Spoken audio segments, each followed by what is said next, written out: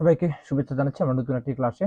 তো আজকে আমরা হচ্ছে ইংলিশ ট্রান্সলেশন করব, যেটা হচ্ছে বাংলা থেকে ইংরেজি, এবং এটা হচ্ছে নিবন্ধন পরীক্ষা সহ বিভিন্ন, যেমন ডিগ্রি বা অনার্স দ্বিতীয় বর্ষের যে ইংরেজি কোশ্চেনগুলো হয় সেগুলো মূলত এগুলো থেকেই হয়।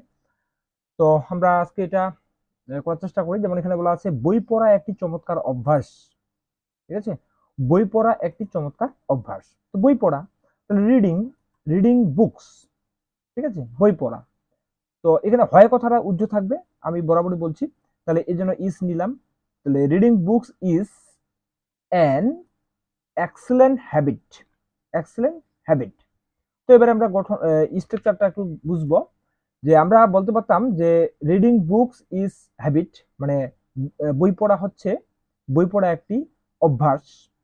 কিন্তু এটাকে আমরা কি করলাম, যে চমৎকার অভ্যাস, এটা আমরা বোঝার জন্য আমরা নিয়ে আসলাম হচ্ছে এক্সিলেন্ট। তাহলে এই যে এক্সেলেন্টটা বসলো হ্যাবিট নাউনটার পূর্বে। ঠিক আছে, এই এক্সেলেন্টটা হচ্ছে এখানকার অ্যাডজেক্টিভ এবং হ্যাবিটটা হচ্ছে নাউন। আর এই যে এন আছে, এনটা এখানে আর্টিকেল হিসেবে বসছে, বা আমরা এটাকে মূলত ডিটারমিনার বলতে পারি। তো এই আর্টিকেলের পরে এক্সেলেন্টটা হচ্ছে অ্যাডজেক্টিভ, হ্যাবিটটা হচ্ছে নাউন। তার মানে আর্টিকেল, অ্যাডজেক্টিভ, নাউন, দুটো ওয়ার্ড আছে। তাহলে আমরা এই জন্য বললাম যে reading books is an excellent habit. Okay, এবং বলছে এর কোনো বিকল্প নেই। ইট এর মানে ইহার, বা ইট মানে হচ্ছে এর। হ্যাঁ, হ্যাজ মানে আছে, আমরা বলবো ইট হ্যাজ এর আছে, ইহার আছে। এই যে নো বলছে, যার জন্য ইহার নেই। নোটা এখানকার ডিটারমিনার, এবং নো এর পরে মূলত হচ্ছে এই যে অল্টারনেটিভ, বিকল্প, এটা এখানে নাউন হিসেবে বসছে, যার ইংরেজি অর্থ হচ্ছে ইট হ্যাজ নো অল্টারনেটিভ, এটার কোনো বিকল্প নেই। ঠিক আছে, ওকে। এরপর বলছে জ্ঞান অর্জন করতে হলে বই পড়তে হবে।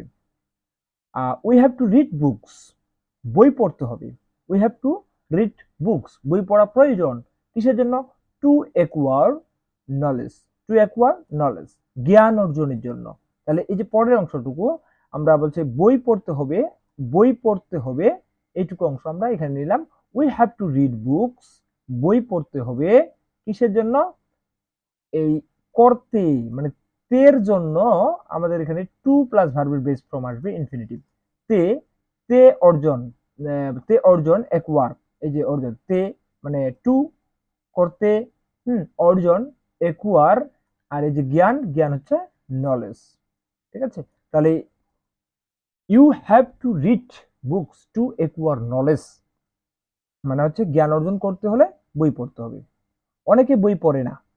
মেনি পিপল, মেনি পিপল যখন অনেকগুলো মানুষকে বুঝেছে, যার জন্য ডু হয়েছে, এবং do not, many people do not read books, অনেক মানুষ বই পড়ে না, অনেকে বই পড়ে না।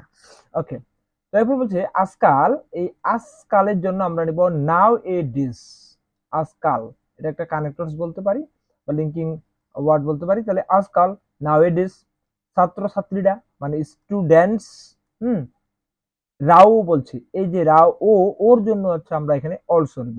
স্টুডেন্ট অলসো, স্টুডেন্ট অলসো যেহেতু এটা প্লুরাল ফর্ম, সেক্ষেত্রে do not show, do not show দেখায় না, ডু নট শো দেখায় না, ছাত্রছাত্রীরাও দেখায় না, কি দেখায় না? ইন্টারেস্ট, আগ্রহ দেখায় না। কিসে আগ্রহ দেখায় না? টু বুকস, বইয়ের প্রতি। ছাত্রছাত্রীরাও বইয়ের প্রতি আগ্রহ দেখায় না। তার মানে নাও এ ডেজ, আজকালকার দিনে, স্টুডেন্ট অলসো, ছাত্র ছাত্রীরাও, ডু নট শো দেখায় না, ইন্টারেস্ট টু, মানে কি দেখায় না? ইন্টারেস্ট দেখায় না, আগ্রহ দেখায় না। কিসে? টু বুকস, বই বা বইয়ের দিকে। ঠিক আছে, দিকে বুঝাতে আমরা টু প্রিপজিশন ব্যবহার করি। আর মূলত টু এর পরে ভার্ব আসলে সেটা হচ্ছে ভার্বের বেস ফর্ম হবে, যেটাকে আমরা ইনফিনিটিভ বলি, এবং তে অর্থ প্রকাশ করবে। তাহলে এখানে বুঝলাম যে বই পড়া একটি চমৎকার অভ্যাস, reading book is an excellent habit, এর বিকল্প নেই। ইট ইজ নো অল্টারনেটিভ, এর কোনো বিকল্প নেই। জ্ঞান অর্জন করতে হলে বই পড়তে হবে। We have to read books, বই পড়তে হবে। কিসের জন্য? টু অ্যাকোয়ার নলেজ, জ্ঞান অর্জনের জন্য।